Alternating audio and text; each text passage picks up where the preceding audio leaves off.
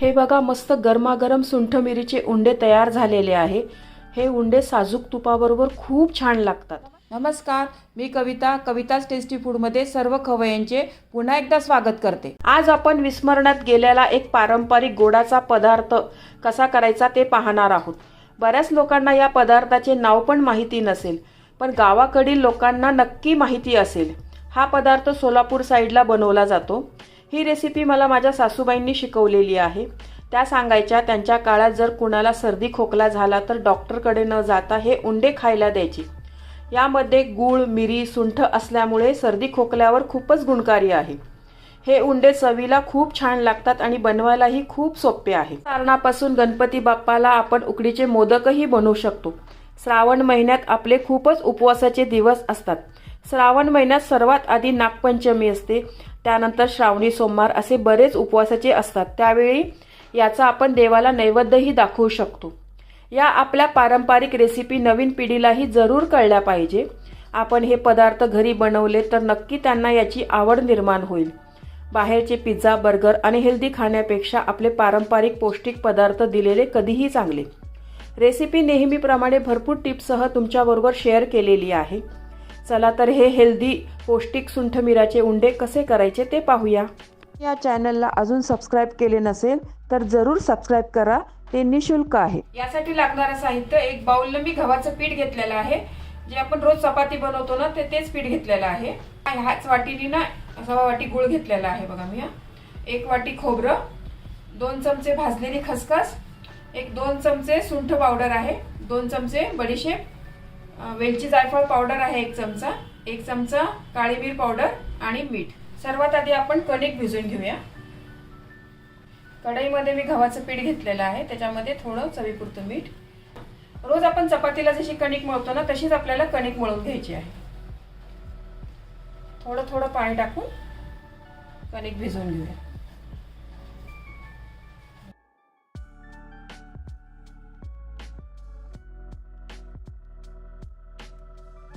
कणिक बघा मी छान व्यवस्थित मळून घेतलेली आहे बघा। आपण रोजची पोळ्यांची कणिक मळतो ना तशीच मळून घेतलेली आहे। ह्याला मी आता थोडंसं तेल लावते। तेल लावून थोडीशी चुरून घेते आणखीन कणिक। तेल लावून बघा मी 2 मिनिटं आहे ना चांगली व्यवस्थित चुरून घेतलेली आहे कणिक। आता ही कणिक आहे ना 15 ते 20 मिनिट ना आपण रेस्ट करायला ठेवूया।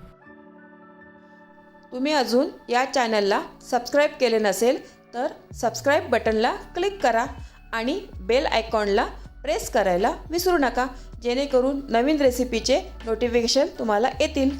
एका भांड्यामध्ये ना आपण हे सर्व साहित्य मिक्स करूया। खोबऱ्याचा किस आहे हा, मी रेडीमेड खोबऱ्याचा किस घेतलेला आहे बघा। तुम्ही आपलं नॉर्मल घरचं खोबरं असतं ना ते किसून घेतलं तरी चालेल। ही भाजलेली खसखस आहे, खसखस चांगली भाजून घ्या, कच्ची नका घेऊ। सुंठ पावडर, काळी मिरी पूड, वेलची जायफळ पूड, ही बडीशेप। त्याच्यामध्ये हा गूळ घालते मी यामध्ये ना 1.25 वाटी गूळ घेतलेला आहे। तुम्हाला गोड कसं लागतं त्याच्यानुसार कमी जास्तही करू शकता। पण हे आपण गव्हाच्या कणकेच्या ह्याच्यात भरणार आहे ना हे सारण आपण, तर मग चांगलं व्यवस्थित गोड लागायला पाहिजे म्हणून मी 1.25 वाटी गूळ घेतलेला आहे। हे परफेक्ट छान लागतं, असं फिक्कं पण नाही लागत आणि गोड पण नाही लागत। सर्व साहित्य मिक्स करून घेतलेलं आहे व्यवस्थित। आता आपल्याला ना मिक्सरमध्ये थोडंसं 1 मिनिटभर फिरवून घ्यायचं आहे। फार असं चुरा नाही करायचा आहे, फक्त गूळ ना मिक्स झाला पाहिजे या मिश्रणामध्ये, इतकंच फिरवून घ्यायचं आहे आपल्याला।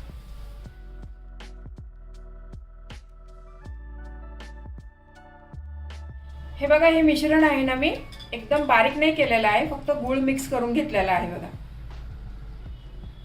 व्यवस्थित। बाकीचं राहिलेलं ना याच पद्धतीने करून घेते मी। कणिक बघा आपली छान मुरलेली आहे व्यवस्थित। आता आपण याचे उंडे करूया। कणकेचा ना असा गोळा घ्यायचा आणि अशी वाटी करायची त्याची। खूप सोपी आहे रेसिपी ही करायला, पण तेवढीच चविष्ट आणि पौष्टिक आहे। छान अशी वाटी करून घ्या व्यवस्थित।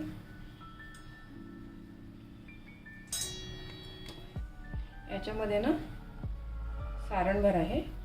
1-1.5 चमचा सारण भरूया आपण याच्यात.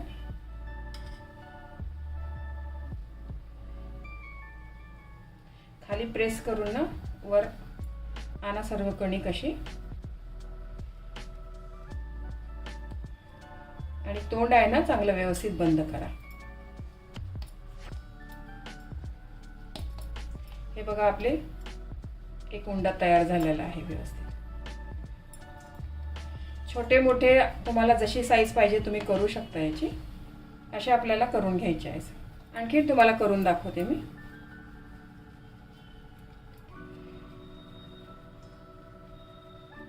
नवीन पिढीतल्या लोकांना हा शेप आवडत नसेल ना तर तुम्ही मोमोजचा शेप पण देऊ शकता त्याच्यात. मोमोजचा शेप देऊन करून दिले ना तर नवीन वाटतील मुलांना आणि आवडीने खातील. मग ही पारंपरिक रेसिपी आहे म्हणून मी आपली पारंपरिकच पद्धत दाखवत आहे. ही रेसिपी आहे ना माझ्या सासूबाईंकडनं मी शिकलेली आहे. खूप छान लागतात आणि पौष्टिक आहे हे उंडे. आमच्या घरात सगळ्यांना आवडतात हे. नवीन पिढीतल्या लोकांना माहीत पण नसेल, याचं नाव पण कधी ऐकलं नसेल, पण गावाकडच्या लोकांना नक्की माहिती असेल. बघा ह्या सुंठ मिऱ्याचे उंडे म्हणतात त्याला. सासूबाई सांगायच्या मला की त्यांच्या काळामध्ये आजारी पडलं कोणी, सर्दी खोकला वगैरे झालं ना तर डॉक्टरकडे न जाता हे अशी रेसिपी करायच्या घरी आणि याच्यावरच मग बरे व्हायचे ते. कारण याच्यामध्ये जे पदार्थ आपण घातलेले आहे की नाही, सुंठ मिरी गूळ, ते आपल्या शरीराला उष्णता देणारे पदार्थ आहे. त्याच्यानेच आपल्या सर्दी खोकला बरे व्हायचे. आणि हेल्दी आहे, पौष्टिक. तुपाबरोबर खूपच छान लागतात हे उंडे. हे बघा दुसरा पण झालेला आहे बघा.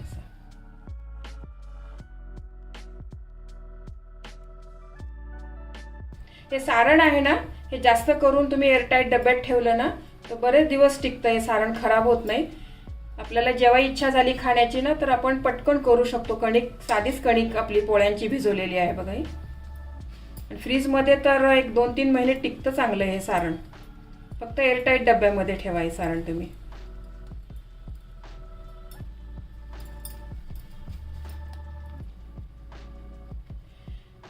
माझ्या सासूबाई पण खूप छान पदार्थ बनवायच्या. खूप छान चव होती त्यांच्या हाताला पण. त्यांच्या हाताचे धपाटे आणि सोलापुरी शेंगदाण्याची चटणी ना खूप छान बनवायच्या त्या.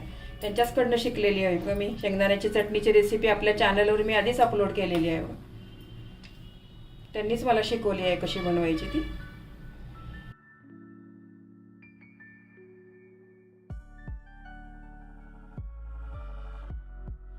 अशाच पद्धतीने बघा मी सगळे उंडे करून घेते बघा. एवढ्या या पिठामध्ये ना 8 उंडे तयार झालेले आहे बघा आपले. हे सारण बघा इतकं उरलेलं आहे. आता मी एअरटाईट डब्यामध्ये ना ठेवून देणार आहे. नंतर परत जेव्हा खावेसे वाटेल ना तेव्हा करणार उंडे असे. आता आपण हे उंडे आहे ना वाफवून घ्यायचे आहे आपल्याला हे उंडे. त्यासाठी मी स्टीमरमध्ये तिकडे पाणी गरम करायला ठेवलेलं आहे आणि या भांड्याला ना खाली तूप पण लावून घेतलेलं आहे. जर तुमच्याकडे असं स्टीमर नसेल ना तर तुम्ही पारंपरिक पद्धतीने पण हे उंडे वाफवून घेऊ शकतो आपण. कढईमध्ये किंवा पातेल्यामध्ये पाणी ठेवायचं आणि वरती चाळणीमध्ये ना हे उंडे याच पद्धतीने वाफवून घ्यायचे. त्याच्यामध्ये मी एक असे उंडे ठेवते व्यवस्थित. थोड्या अंतरावर ठेवा तुम्ही. आता आपण हे उंडे आहे ना 15 मिनिटं वाफवून घेऊया. 15 मिनिट झाले आहे बघा. आपले उंडे मस्त शिजले आहे बघा. छान मस्त फुगले पण आहे. जरा गॅस बंद करते मी. हे उंडे थोडे गार करून घेऊया आणि मग सर्व करूया. गरमागरम उंडे तयार झालेले आहे बघा आपले. हे कसे खायचे ना मी तुम्हाला दाखवते. असा एक गरमागरम उंडा घ्यायचा आणि हा मधनं असा कापायचा असा. हे बघा ते मस्त झालेला आहे बघा तयार हा. याच्यावर ना गरमागरम साजूक तूप टाकायचं मस्त आणि तुपाबरोबर खायचा हा असा उंडा. खूप छान लागतो, मस्त चवीला लागतो. तुपामध्ये ना हा उंडा बुडवून खावा तुम्ही. असं खायचा असतो हा. मस्त गरमागरम सुंठ मिऱ्याचे उंडे तयार झालेले आहे.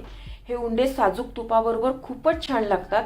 साजूक तुपाची रेसिपी मी आधीच आपल्या चॅनलवर अपलोड केलेली आहे. नवीन पिढीचे असून सुद्धा माझ्या मुलांना हे उंडे खूप आवडतात. तुम्ही ही लोक पावत चाललेली पाककृती घरी नक्की करून पहा. तुमच्याही घरच्यांना खूप आवडेल. तुम्हाला ही रेसिपी आवडली असेल तर तुमच्या मित्रमैत्रिणी आणि नातेवाईकांबरोबर शेअर करा. व्हिडिओला लाईक करा व चॅनलला सबस्क्राईब करा. रेसिपीला कमेंट्स करा. तुमच्या कमेंट्स वाचायला मला फार आवडतात.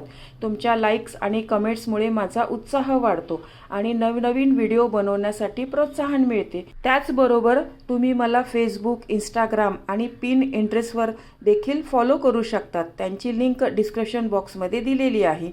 तुम्ही ही रेसिपी कोणत्या गावातून पाहताय तेही सांगा. तर पुन्हा भेटूया एका नवीन रेसिपीसह. तोपर्यंत मस्त खा, काळजी घ्या. धन्यवाद.